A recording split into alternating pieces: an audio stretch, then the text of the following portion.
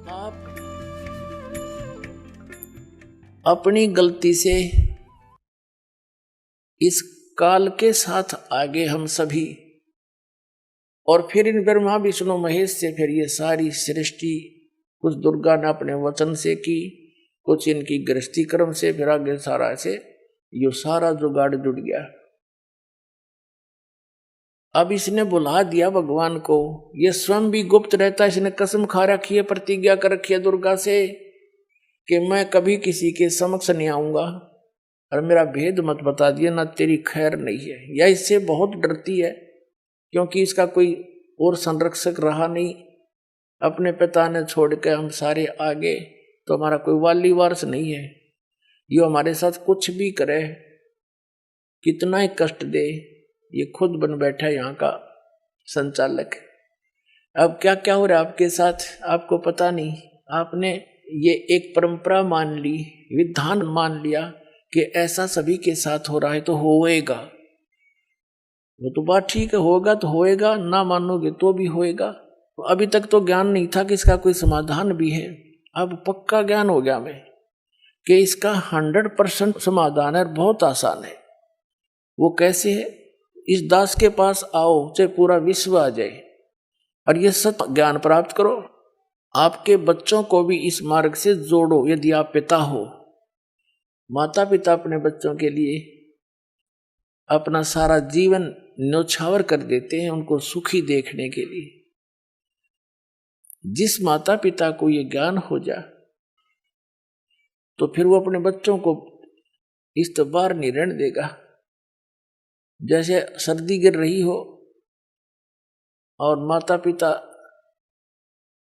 को पता चले, आंखें खुले रात्रि में, और बच्चे ने रजाई एक तरफ कर रखी हो, पैर पूर मार के, तो उठ के जब उड़ाओगे उनको रजाई के और चारों तरफ से दाब देंगे कि सर्दी ना लग जाए बच्चे को, बेटी को, बेटे को। तो पुण्यात्मा, जिस माता पिता ने दीक्षा ले ली उसने तो रजाई ओढ़ ली, काल की सर्दी लग गए को ना, उस पर तो दुख का असर हो नहीं। और बच्चे बगैर रजाई के बैठे और उसी सर्दी में उसे घोर स्थान पर, भयंकर स्थान पर। तो अगर जिस दिन आपको ज्ञान होगा अपने बच्चा ने भी रजाई उड़ाओगे, चाहे अपनी भी उतार के उड़ानी पड़ जाए, तो अपनी उतार के उड़ाने में भी कोई समझदारी नहीं, आप नमूनिया हो जाएगा। लेकिन बच्चों को भी रजाई की व्यवस्था अवश्य करेगा। तो यही आपसे प्रार्थना है कि अपने बच्चों को, ये बहुत पुण्यकर्मी प्राणी आपके घर में जन्म लेने लग रहे हैं। अब ये जितनी भी आत्मा आपके घर पाएंगे उपदेश के बाद, उपदेश से पहले भी आई है, वो भी अच्छी आत्माएं हैं क्योंकि मानव शरीर मिला है। और उनको भी और आने वाली अन्य संतान को इस परमात्मा की रजाई में जरूर लपेट लेना, इसे बाहर ना रहना। फिर आप जब यहां से जाओगे, आप यहां से जाओगे संसार छोड़कर, इस ज्ञान के आधार से आपकी आस्था इतनी हट जाएगी यहाँ की। अगर आपको कोई स्वर्ग का राजा भी बना होगा ना, आपने नफरत हो जाएगी हृदय से, नो नहीं कहने सुनता है। आपकी रुचि ना बने, ये ज्ञान ऐसा दे देगा दास जो परमात्मा ने दे रखा, और सच्चाई के आधार से ये अपना नरक दिखाई देगा यहाँ का राष्ट्रपति प्रधानमंत्री, ताकि वो अपने कर्म फोड़े कति, दूसरा काम नहीं सारा दिन। और फिर आज तो प्रधानमंत्री राष्ट्रपति और कल न पशु बन खड़ा हुआ। यहाँ तो हम इसकी स्टैच्यू लगा करके, मूर्ति बना करके फूल मालाएं डालते रहते हैं, और बगैर भक्ति के वो गधा बन के सैर सपट्टे कर रहा को मार के यहाँ। तो ये काय की महिमा है। इसलिए परमात्मा कहते हैं, मन तू सुख के सागर बस रे और नहीं ऐसा यश रे। और ऐसी महिमा यहाँ कुछ भी नहीं है। महिमा चावे है तो वहां बस जा, बस सतलोक चला जा, सीधी सी बात है। उसके जाने का फाइनल फार्मूला, कंप्लीट कोर्स दास के पास दे दिया परमात्मा ने।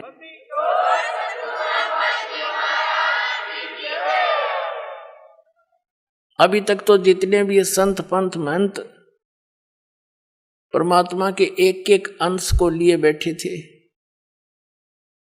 कोई तो ओम नाम बता देता है, कोई किलम किलम करवावे है, कलंग करसन कलंग, ये मंत्र है कोई।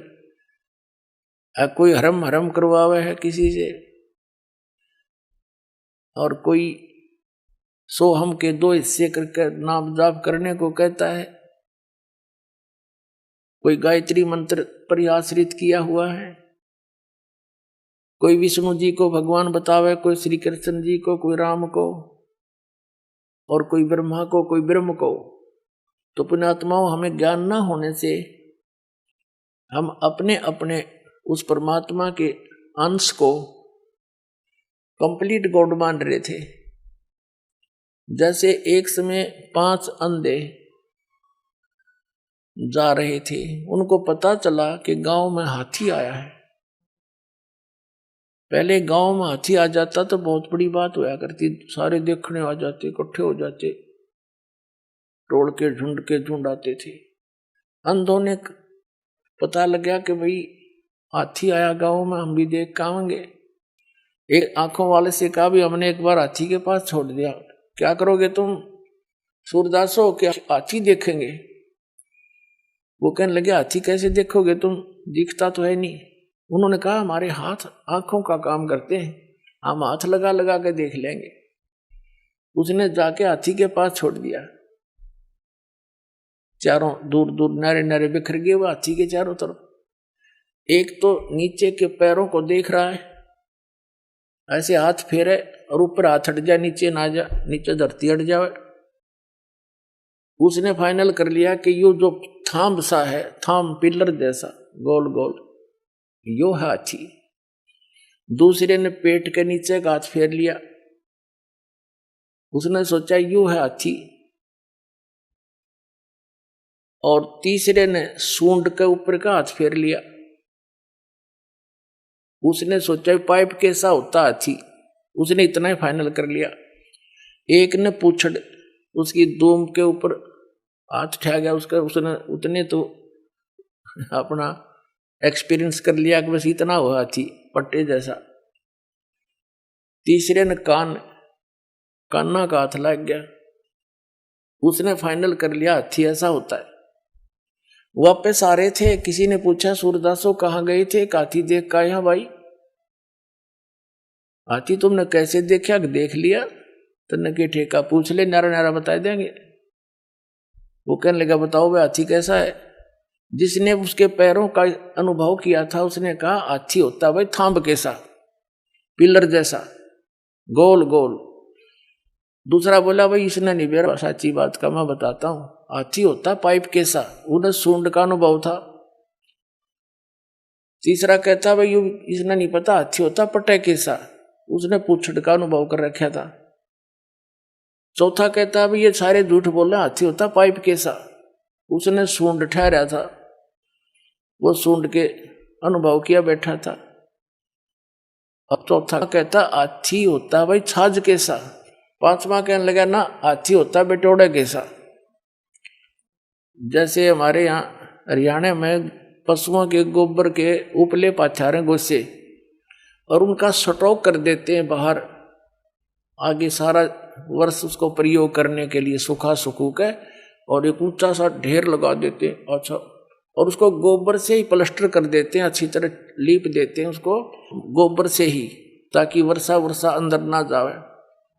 तो ऐसे हाथ फेरा तो ऐसा ही उसका खरदरापना जैसा बटोड़े का होता है गोबर के प्लास्टर का, ऐसा हाथी का शरीर था नीचे के।